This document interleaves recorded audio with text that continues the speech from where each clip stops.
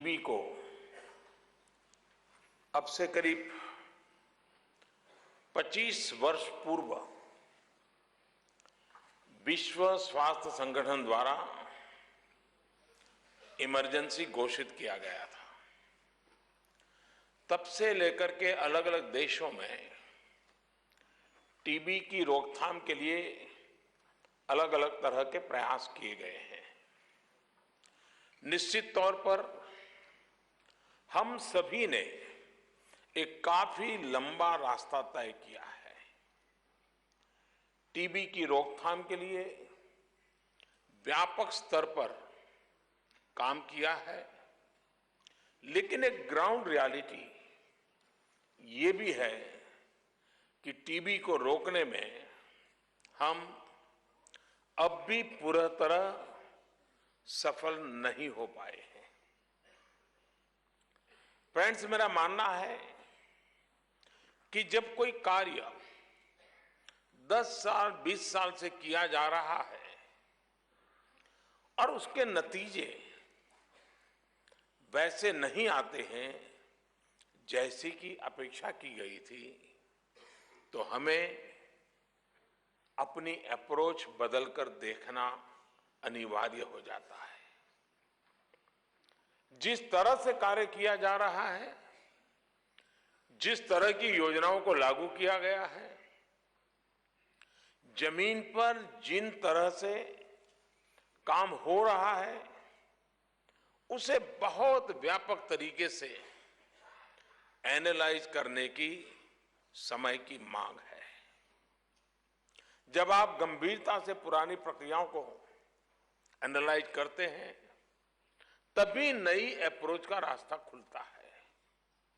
और मुझे खुशी है कि इसी सोच के साथ भारत की हेल्थ और family welfare ministry, WHO south east Asia reason और स्टॉप टीबी पार्टनरशिप मिलकर एशिया, अफ्रीका और दुनिया के अनेक देशों के प्रतिनिधियों को आज हम एक मंच पर ले आए हैं।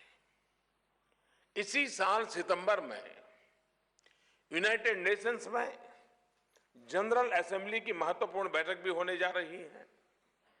इस बैठक से पहले की तैयारी के तौर पर आज का यह आयोजन पूरी मानवता के लिए एक बहुत बड़ा अहम कदम है। और मुझे उम्मीद है कि Delhi end TB summit TB को धरती से हमेशा के लिए खत्म करने की दिशा में एक लैंडमार्क इवेंट के रूप में जाना जाएगा।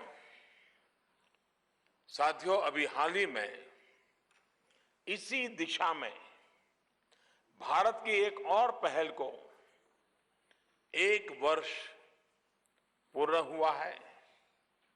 पिछले वर्ष Delhi call for action to end TB in the WHO south east Asia region by 2030 के प्रस्ताव को सर्वसहमति से स्वीकार किया गया था।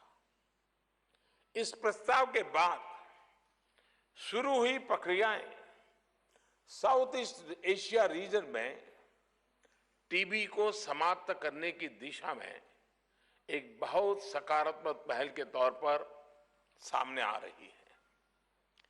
टीबी जिस तरह लोगों के जीवन पर, समाज के स्वास्थ्य पर, देश की अर्थव्यवस्था पर और देश के भविष्य पर असर डालती है, उसे देखते हुए अब तय समय के भीतर टीबी से मुक्ति पाना बहुत ही आवश्यक हो गया है। भारत में तो वैसे भी किसी भी कम्युनिकेबल डिसीज से टीबी का प्रभाव सबसे ज्यादा है और इसका सबसे ज्यादा शिकार भी गरीब से गरीब होता है, गरीब उस मुसीबत में फंसता है। और इसलिए टीबी खत्म करने के लिए उठाया गया हर कदम सीधे सीधे गरीबों के जीवन से जुड़ा हुआ है।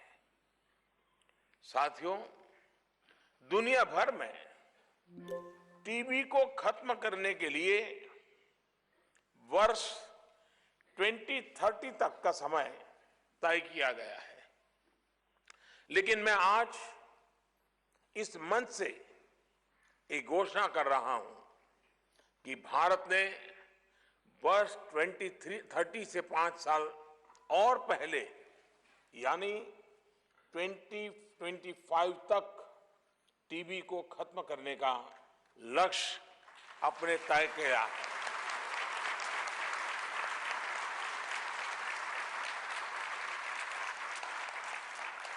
हमारी सरकार एक नई अप्रोच, नई रणनीति के साथ भारत से टीबी समाप्त करने के मिशन से जुट गई है। भारत सरकार द्वारा जो नए स्ट्रेटेजिक इनिशिएटिव शुरू किए गए हैं, उसकी एक झलक आपने अभी यहां प्रस्तुत किए गए प्रेजेंटेशन में भी देखी है। टीबी खत्म करने के लिए जितने भी स्टेक होल्डर्स हैं, उत्तरदायी हैं, उन्हें हमारी सरकार एकजुट होकर कार्य करने के लिए प्रेरित कर रही है। फ्रेंड्स, भारत में टीबी को 2025 तक खत्म करने के लिए जो नेशनल स्ट्रेटेजिक प्लान बनाया गया था, वह पूरी तरह ऑपरेशनल है। सरकार द्वारा टीबी से जुड़ी योजनाओं पर बजट लगातार बढ़ाया जा रहा है। इस वर्ष के बजट में ही हमारी सरकार ने इस बीमारी के मरीजों को पौष्टिक सहायता देने के लिए अतिरिक्त $100 मिलियन प्रतिवर्ष खर्च करने का प्रावधान किया है।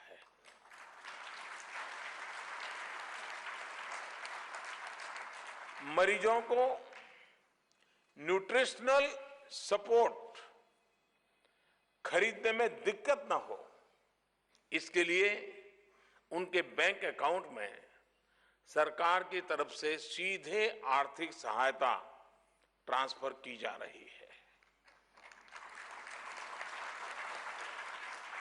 टीबी के मरीजों की सही पहचान हो, एक्टिव केसेस के बारे में समय पर पता चले, जो दवाइयां दी जा रही हैं वो प्रभावी है भी या नहीं, ड्रग रेजिस्टेंस टीबी तो नहीं है, इन विषयों को ध्यान में रखते हुए सरकार व्यापक स्तर पर सरकार ने इस कार्य को आगे बढ़ाया है और उसका काम किया जा रहा है। Treat every TB patient best at the very first opportunity के सिद्धांत के साथ सरकारी योजनाओं में प्राइवेट सेक्टर को भी एंगेज कर रही है। इसके अलावा हमारा जोर टेक्नोलॉजी और नए इनोवेशन से ज्यादा और उसे ज्यादा से ज्यादा इस्तेमाल करने पर भी हमारा बल है। इंटरनेट ऑफ थिंग्स को आधार बनाते हुए state of the art information communication technology system और उससे जुड़े हुए प्लेटफॉर्म डेवलप किए जा रहे हैं। प्रोग्राम के मैनेजमेंट के लिए, डिसीज सर्वेलेंस के लिए, ट्रीटमेंट मॉनिटरिंग के मोबाइल हेल्थ सॉल्यूशन देने के लिए आधुनिक तकनीक का उपयोग किया जा रहा है। हमने डिजिटल एक्सरे रीडिंग के लिए स्वदेशी मॉलिक्यूलर डायग्नोस्टिक मशीन भी विकसित किए हैं। आर्टिफिशियल इंटेलिजेंस आधारित इस मशीन को ट्रू नेट नाम दिया गया है। ये मशीन मेक इन इंडिया की मुहिम को भी बल देती है। टीबी से जुड़े विभिन्न विषयों जैसे वैक्सीन, बेहतर दवाइयां, डायग्नोस्टिक एंड इम्प्लीमेंटेशन, इन सभी को और मजबूत करने के लिए इंडिया टीबी रिसर्च कंसोर्शियम, उसकी भी हमने स्थापना की है। टीबी को भारत से मिटाने के लिए राज्य सरकारों की भी बहुत बड़ी भूमिका है।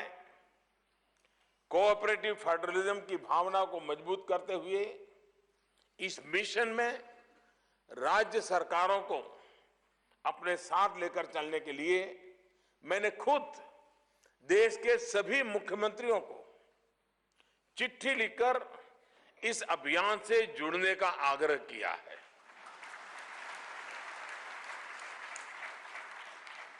यहां इस आयोजन में राज्यों की तरफ से आए मंत्रीगण और संबंधित पदाधिकारियों का इतनी बड़ी राज्यों में बड़ी संख्या में उपस्थित होना इस बात का संकेत है कि कैसे हम टीम इंडिया की तरह अपने देश को टीबी से मुक्ति दिलाने के लिए दृढ़ संकल्पित है। साथियों, टीबी से मुक्ति का ये मिशन भले भारत में हो या किसी भी देश में, फ्रंटलाइन टीबी फिजिशियंस और वर्कर्स की बड़ी भूमिका होती है। इसके साथ ही हर वो व्यक्ति जो टीबी से ग्रसित होने के बाद रेगुलर दवा लेता है, अपना इलाज कराता है और इस बीमारी को हरा कर ही दम लेता है, वो भी प्रशंसा का पात्र है। अभी बिहार के हमारे एक साथी ने जिंदगी कैसे जीत लेती है इसका बयान किया। मैं कभी इन टीबी के मरीजों से जब मिला हूं तो पहले तो छुपाते हैं, किसी को बताते नहीं, उनको लगता है मैं आइसोलेट हो जाऊंगा। बाद में पता चल जाता है तो मान लेते हैं कि बस अब एंड ऑफ द रोड, अब आगे कुछ नहीं बचा है। मैं एक बार ऐसे ही कुछ लोगों से बात कर रहा था, मैंने उनसे पूछा कि आपको टीवी देखने की आदत है? बोले हाँ है।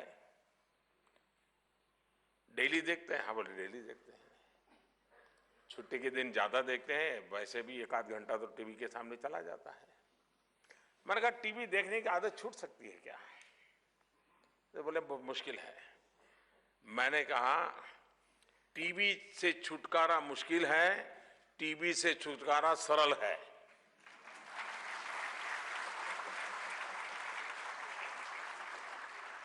एक बार मन में ठान लो, आप उससे मुक्त हो सकते हो। और टीबी का मरीज अपनी इच्छा शक्ति से जिस तरह इस बीमारी पर विजय प्राप्त करता है, वो दूसरों के लिए भी प्रेरणा का काम करता है। और मेरा दृढ़ विश्वास है कि मरीजों की इच्छा शक्ति और अपने पैशनेट टीबी वर्कर्स के सहयोग से भारत के साथ ही दुनिया का हर देश अपने लक्ष्य को प्राप्त करने में सफल होगा। और मेरा अनुभव है कि जिसने ये जीत प्राप्त की है, समाज के हर तबके के लोग, वे अगर आकर के लोगों के साथ बात करते हैं तो उसमें सरलता बहुत बढ़ जाती है। उसका अपना जीवन का अनुभव दूसरे को प्रेरणा देता है। कितना ही बड़ा व्यक्ति कितनी ही बात बता दे, कितनी ही बड़ी सेलिब्रिटी कितने ही बड़े मजेदार संदेश दे दे, लेकिन जो इस जिंदगी को जी करके निकला है, जीत करके आया है, उसकी बात सामान्य गरीब पेशेंट भी आसानी से समझता है, स्वीकार कर लेता है। और इसलिए हमारे अप्रोच में, और इसी का कारण है कि आज ऐसे एक व्यक्ति का भी यहां भाषण हुआ। If you want to know how to build extremely complex front ends driven by basic concepts and principles using कि जिसके कारण एक विश्वास पैदा हो कि मुश्किल काम नहीं है, ये किया जा सकता है। यहां हेल्थ सेक्टर के जो लोग भारत से हैं, उन्हें मैं विशेष तौर पर अपना बेस्ट एफर्ट्स करने के लिए कहूंगा, क्योंकि आपके लिए टीबी फ्री इंडिया का लक्ष्य 2030 नहीं है, आपके लिए 2025 है।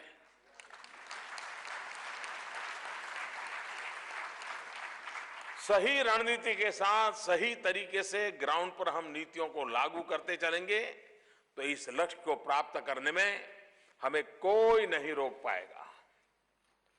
साथियों, ज्यादा से ज्यादा लोगों को जोड़कर स्थानीय स्तर पर लोगों को जागरूक करके टीबी की जांच के तरीकों, टीबी के इलाज यानी मल्टी सेक्टरल एंगेजमेंट के माध्यम से हम अपने लक्ष्य को प्राप्त कर सकते हैं।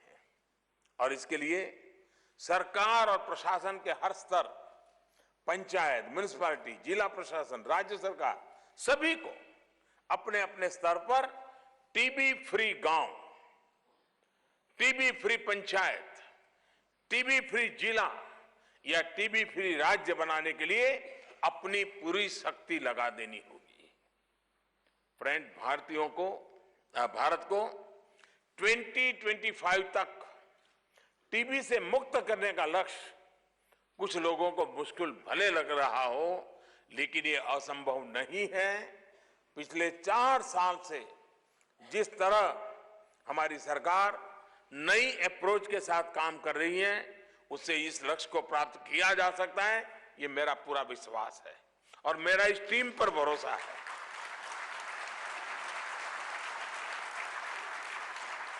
भाइयों और बहनों, हम समस्याओं को, चुनौतियों को टुकड़ों में नहीं देख सकते। जब होलिस्टिक तरीके से इन चुनौतियों से निपटने का प्रयास किया जाता है तो उसके नतीजे भी मिलते हैं। मैं आलोचना में नहीं जाना चाहता, लेकिन आपको अपने यहां के इम्यूनाइजेशन कार्यक्रम के बारे में बताना चाहता हूं। भारत में इम्यूनाइजेशन 30-35 साल से चल रहा है। बावजूद इसके 2014 तक हम संपूर्ण कवरेज का लक्ष्य प्राप्त नहीं कर पाए थे। जिस रफ्तार से इम्यूनाइजेशन का दायरा बढ़ रहा था, अगर वैसे ही चलता रहता तो भारत को संपूर्ण कवरेज तक पहुंचने में और 40 साल लग जाते। साथियों, पहले हमारा इम्यूनाइजेशन कवरेज सिर्फ 1% की रफ्तार से बढ़ रहा था। सिर्फ 3-3.5 साल में अब ये 6% से प्रतिवर्ष बढ़ता चला जा रहा है और वो ज्यादा तेजी से आगे बढ़ रहा है। अगले 1 वर्ष में हम 90% इम्यूनाइजेशन कवरेज का लक्ष्य हासिल कर लेंगे, ये मेरा पक्का विश्वास है। दूसरे देशों से आए हुए हमारे अतिथि सोच रहे होंगे कि आखिर ये कैसे संभव हुआ। साथियों, मैं जब नई अप्रोच की बात करता हूं तो उसके पीछे यही वजह है। हमने पहले देश के उन जिलों को, उन क्षेत्रों को चिन्हित किया जो बरसों से चल रहे इम्यूनाइजेशन कवरेज से बाहर थे या जहां टीकाकरण के नाम पर सिर्फ खाना पूर्ति हो रही थी। इन क्षेत्रों को टारगेट करके हमारी सरकार ने मिशन इंद्रधनुष शुरू किया, वैक्सीनेशन के लिए नई दवाइयां जोड़ी और ग्राउंड लेवल पर जाकर काम करना शुरू किया। आज इसका परिणाम हम सभी देख रहे हैं। साथियों, ऐसे ही नई अप्रोच के साथ हमारी सरकार स्वच्छ भारत मिशन के लिए काम कर रही है। इसी का नतीजा है कि 2014 में देश के ग्रामीण इलाकों में स्वच्छता का जो दायरा लगभग 40% था, अब वो बढ़कर लगभग 80% तक पहुंच गया है। इतने कम समय में हमने 2 गुनी कवरेज हासिल की है। हम बहुत तेजी के साथ अक्टूबर 2019 में ओपन डेफिकेशन फ्री इंडिया की तरफ उस दिशा में बढ़ रहे हैं। मैं ये 2 उदाहरण आज इस अंतर्राष्ट्रीय मंच पर इसलिए दे रहा हूं क्योंकि मैं हर देश के बीच इस बात पर बल देना चाहता हूं कि बड़े और मुश्किल लक्ष्य हासिल किए जा सकते हैं। हां, उसके लिए पहली आवश्यकता है कि कोई लक्ष्य तो तय किया जाए। जब लक्ष्य तय नहीं होगा तो फिर न रफ्तार होगी, न दिशा रहेगी और न ही आप मंजिल को कभी ढूंढ पाएंगे, मंजिल को कभी पहुंच पाएंगे। साथियों, इसी हौसले के साथ, इसी तरह तय लक्ष्य और तय रणनीति पर चलते हुए भारत भी 2025 तक टीबी मुक्त होने के अपने संकल्प को पूरा करेगा, ऐसा मेरा दृढ़ विश्वास है। साथियों, आप सभी हेल्थ सेक्टर के एक्सपर्ट्स हैं यहां। ये भी भली भांति समझते हैं कि कोई भी बीमारी को खत्म करने के लिए मल्टी सेक्टरल इंटरवेंशन की आवश्यकता होती है। टीबी के विषय में मैंने दवाइयां, इलाज की मॉनिटरिंग, रिसर्च, पौष्टिक आहार के लिए आर्थिक सहायता जैसे अनेक इंटरवेंशन के बारे में आपको बताया। लेकिन इसके साथ ही भारत में कुछ और भी चीजें हो रही हैं जो टीबी के प्रभाव को, इस बीमारी को कम करने में बहुत सहायक है। इनमें से एक स्वच्छ भारत मिशन है, जिसके बारे में भी मैंने आपको विस्तार से बताया है। इसी तरह भारत सरकार की उज्ज्वला योजना भी टीबी कम करने में बड़ी भूमिका निभा रही है। इस योजना के तहत सरकार 8 करोड़ गरीब महिलाओं को मुफ्त में गैस कनेक्शन देने का काम कर रही है। घर में एलपीजी गैस कनेक्शन आने के बाद महिलाएं, उनके बच्चे, उनका परिवार लकड़ी के धुएं से मुक्त हो रहे हैं और साथ ही साथ खुद पर टीबी का खतरा भी कम कर रहे हैं। क्लीन कुकिंग, इस मूवमेंट को हम बहुत तेजी से आगे बढ़ा रहे हैं। 4 दिन पहले अंतर्राष्ट्रीय महिला दिवस पर हमारी सरकार ने राष्ट्रीय स्तर पर पोषण मिशन भी शुरू किया है।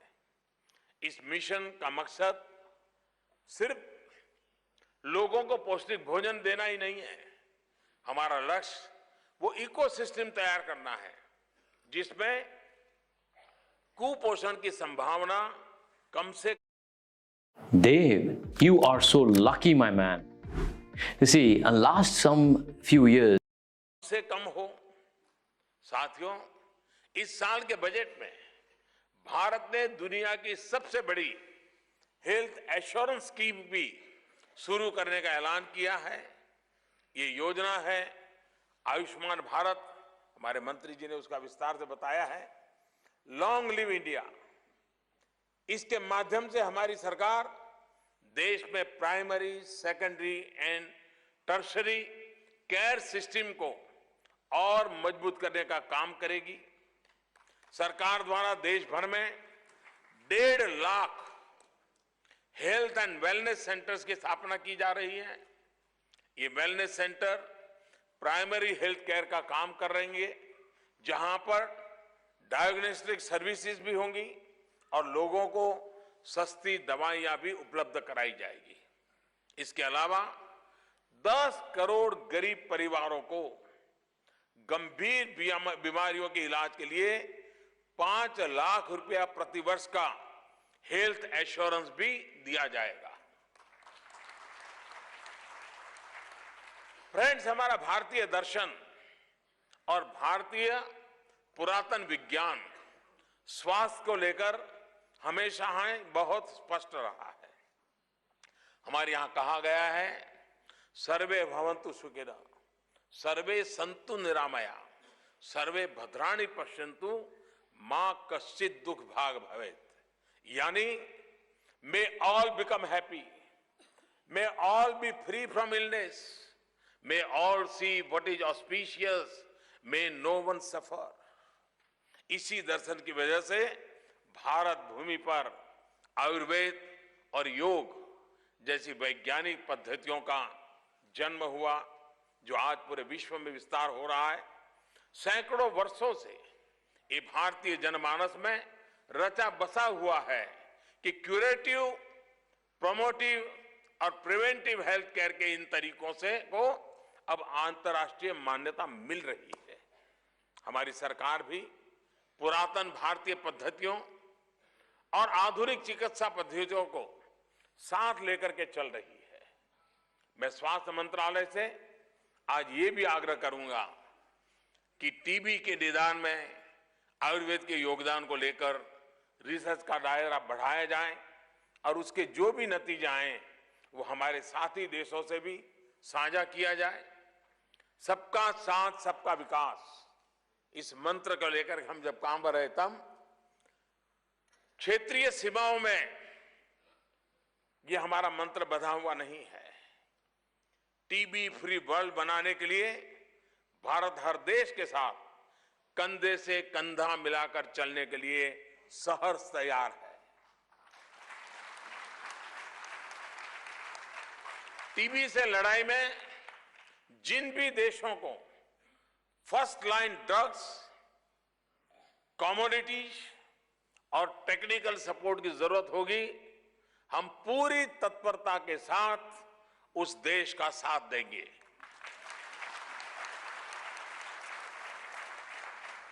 साथियों, राष्ट्रपिता महात्मा गांधी ने कहा था कि कोई भी योजना सफल हो या असफल, ये इस बात पर निर्भर करता है कि उसे लास्ट नीडी पर्सन को कितना लाभ हो रहा है।